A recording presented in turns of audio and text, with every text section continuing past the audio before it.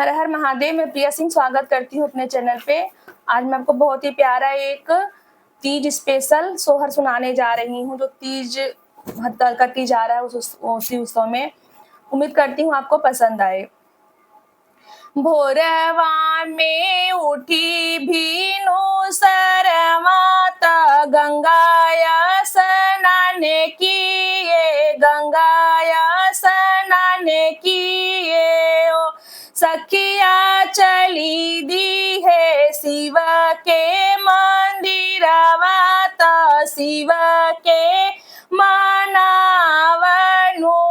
सखिया चली दी है शिव के मंदिरवा, ता शिव के पूजन।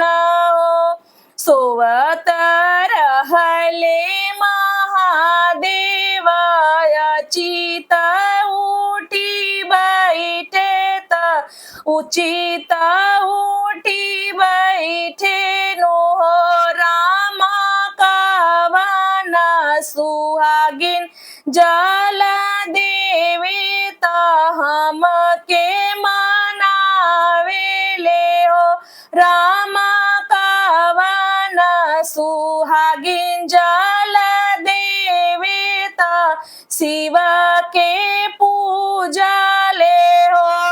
हाथी जोड़ी बोलली तिरियवा, ता सुनियो घड़दानी, ता सुनी भोले दानी नो। भोले मनावा के सपना पूरा दीता, मंगन बर देती तो जो मन भावे नु हो।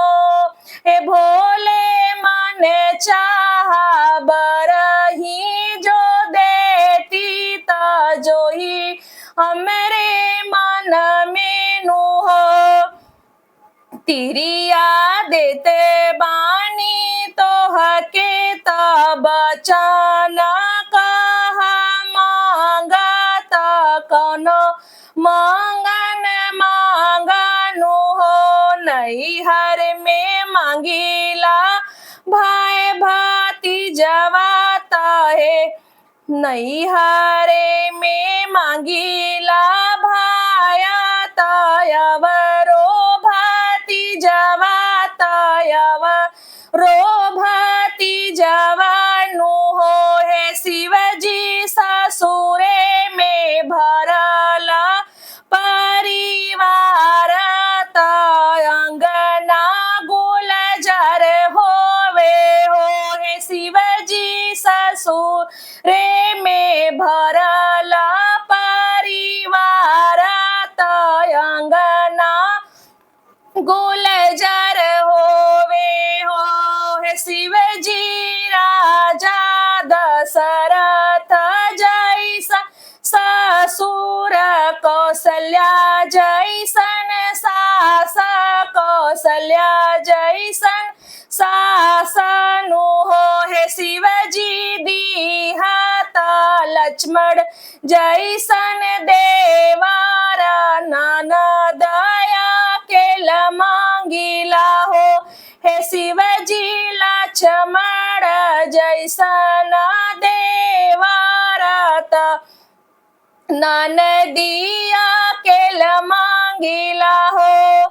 अपना के अवध सिंधुरवा, ता सिंधुराया मर राहे, सिंधुराया मर राहे हो। शिवजी गोदिया में खेले लालनवा, ता ललनाया मर राहे हो। शिवजी गोदिया में खेले मोरे लालना, ता ललनाया मर राहे हो। घरवा में मांगी बेटी लक्ष्मी, ता सुंदर दामाद मांगी, सुंदर दामाद मांगी हो।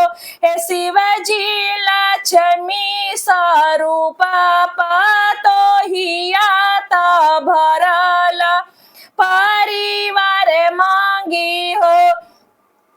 शिवजी लक्ष्मी स्वरूप पतोहियाता भरला परिवार मांगी अंगना गुलजार मांगी हो। हे शिवजी आंगने में खिले है लाला नवाता हमारा सुहाग रहे हमारा सुहाग रहे हो। भोरवा में उठी भीनु सर माता गंगाया स्नान किए गंगा स्नान की है। और सखिया चली दी है शिव के मंदिरिया ता शिव के पूजना शिव के मानवनु हो। धन्यवाद।